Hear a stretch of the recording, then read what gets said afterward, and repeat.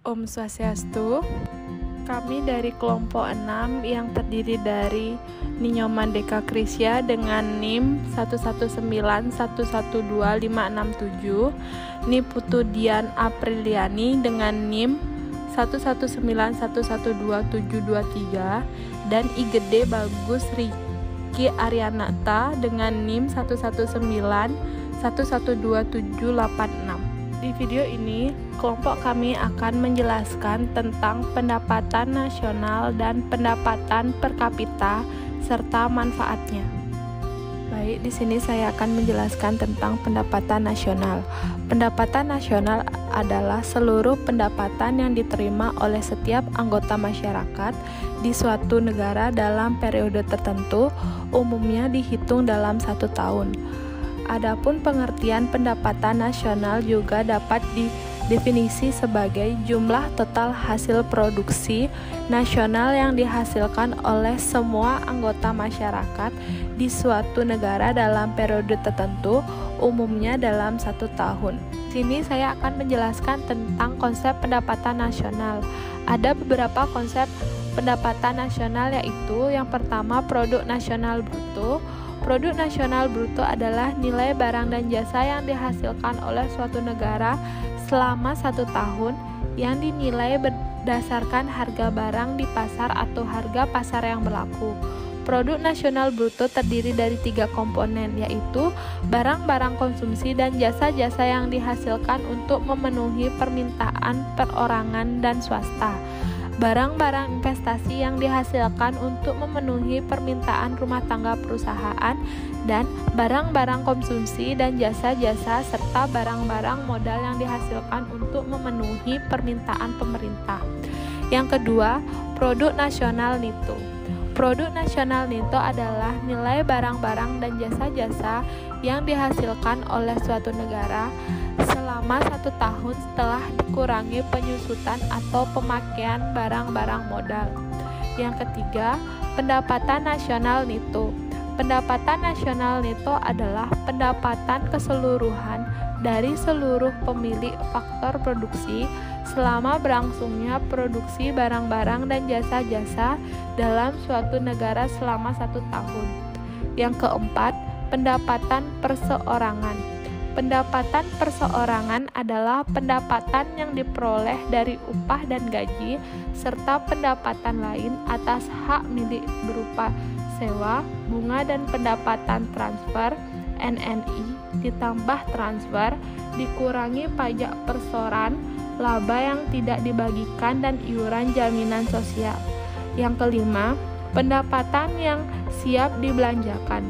Pendapatan yang siap dibelanjakan adalah pendapatan seseorang yang benar-benar siap untuk dibelanjakan barang-barang maupun jasa-jasa, yaitu pendapatan bersih sesudah dikurangi pajak langsung, yaitu pajak penghasilan.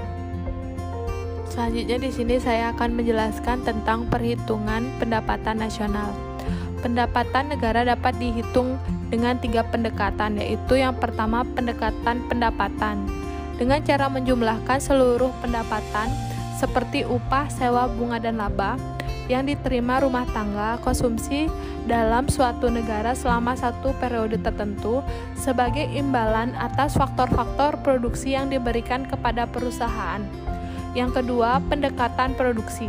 Dengan cara menjumlahkan nilai seluruh produk yang dihasilkan suatu negara dari bidang industri, agraris, ekstraktif, jasa, dan niaga selama 1 periode tertentu. Nilai produk yang dihitung dengan pendekatan ini adalah nilai jasa dan barang jadi, bukan bahan mentah atau barang setengah jadi. Yang ketiga, pendekatan pengeluaran. Dengan cara menghitung jumlah seluruh pengeluaran untuk membeli barang dan jasa yang diproduksi dalam suatu negara selama 1 periode tertentu. Perhitungan dengan pendekatan ini dilakukan dengan menghitung pengeluaran yang dilakukan oleh 4 pelaku kegiatan ekonomi negara, yaitu rumah tangga, pemerintah, pengeluaran investasi, dan selisih antara nilai ekspor dikurangi impor.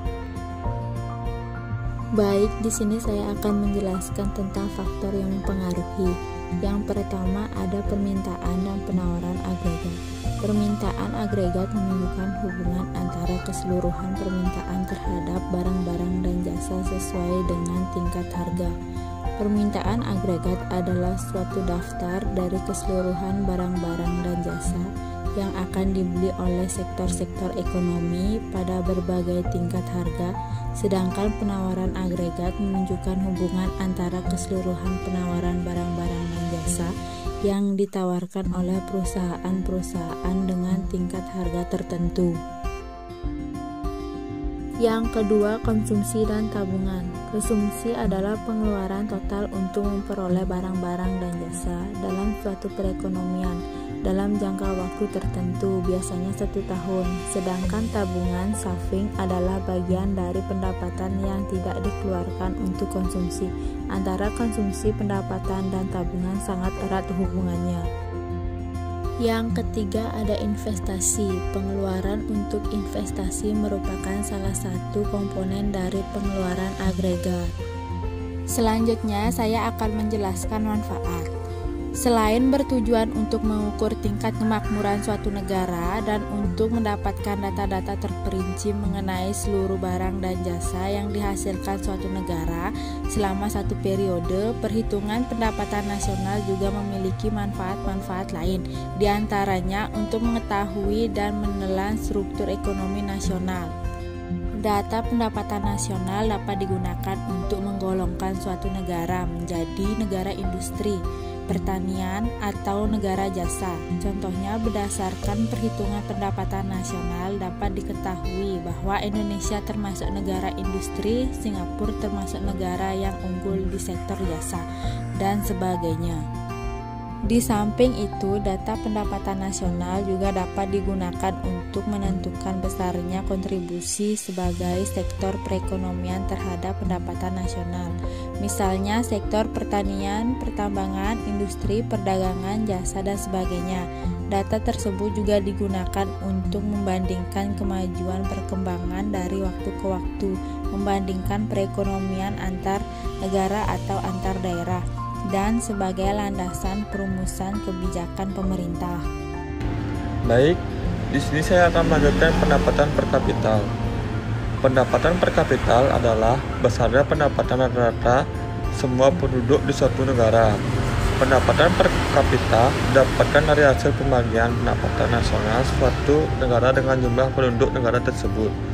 Pendapatan per kapita sering digunakan sebagai tolak ukur kemakmuran dan tingkat pembangunan sebuah negara.